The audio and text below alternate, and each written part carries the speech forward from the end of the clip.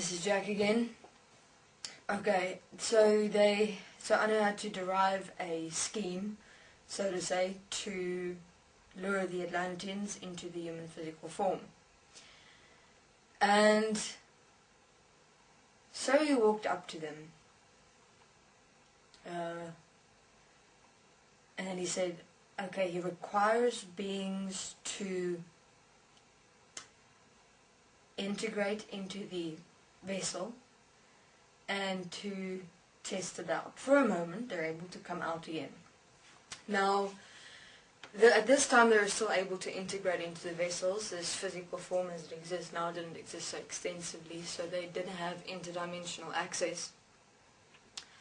And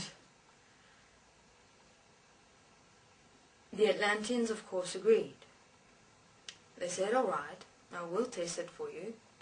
Because he said, unfortunately, his race, though the few that remained, which was actually many, which the Atlanteans weren't aware of, because they were very much content with merely their own existence. You know, if someone didn't come to them, you know, they would remain there. They never really travelled anywhere. Their belief was they required the water, the sound manifestation was water to sustain themselves with. And so were many galaxies' beliefs, many planets, many cities with beings. They had a specific source, which was believed they required to sustain themselves. If they were separated from that source, they would not exist any longer. The same with the Anunnaki. They believed that if they did not have gold, they won't exist. And so anyway, the Atlanteans agreed. They said, no, that's fine, we shall do that. And they said, well, is this now your plan? You'll have the vessels, you'll have your race integrate into the vessels, and your race will do what is necessary to dig up the gold and take it to your planet. And then, of course, the Atlanteans asked, but what if everything manifests and you're still interdimensional, your planet? What is then the necessity? We don't see a necessity. This is not going to work because we have already agreed that you will not remain on this planet. We're not sharing this planet with you. It'll influence both our races, expressions, which is unique and specific. And we cannot allow that. And so they stood back for a moment. Anu stood there and he said, well, at least then I will remain in a physical form. My race will remain in a physical form. And they said, well, are you going to actually manifest into the human physical form? Because obviously if this starts manifesting extensively, you know that you will not have access to this, to your creation, which is the human physical form. Anu smiled and he said, inevitably, I will. I have a plan and I will remain on this planet as the human physical form. I will live infinitely. So, of course, that is quite an interesting observation. So the Atlanteans understood. They said, well, all right. How does that work? So Anu basically said that which exists as this vessel, the entirety of the vessel is me, it's my creation. I will remain inside the smallest essence of what this vessel consists of. I've placed myself in there as me. One day I will return.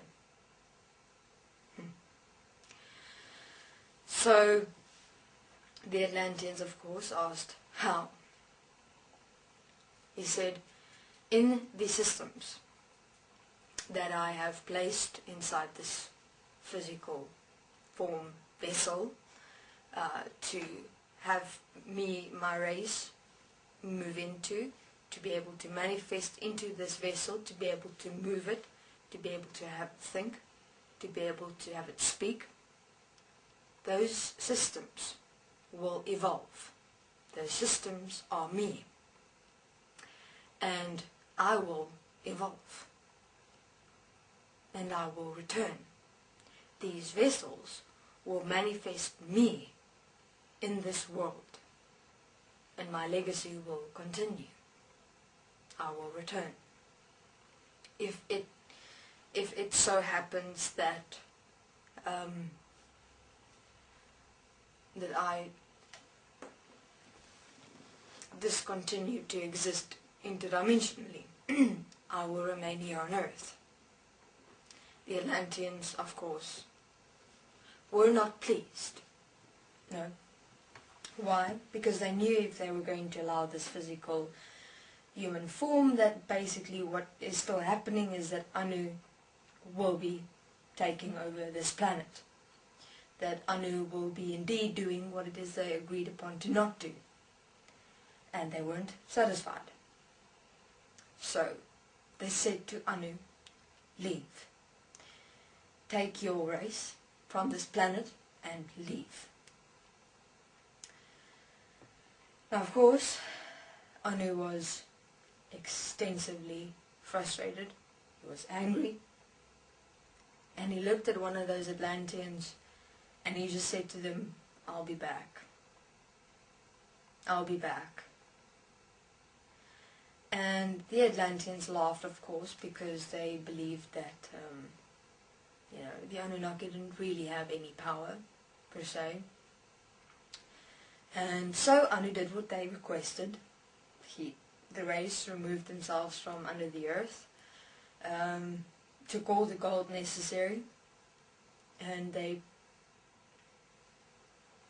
placed themselves interdimensionally again. Then Anu met with the Syrians, the serpents, the Leviticus. I will explain in a moment their part. And he said to them, this is the situation. I will give you also the opportunity. So now Anu presented the Syrians and the serpents with the once in a existence opportunity. And he described to them his plan for this planet, which is now called Earth, and his plan for mankind. And their part they'll be playing within it as well. Okay, this is Jack. I'll continue in my next interview. Thank you.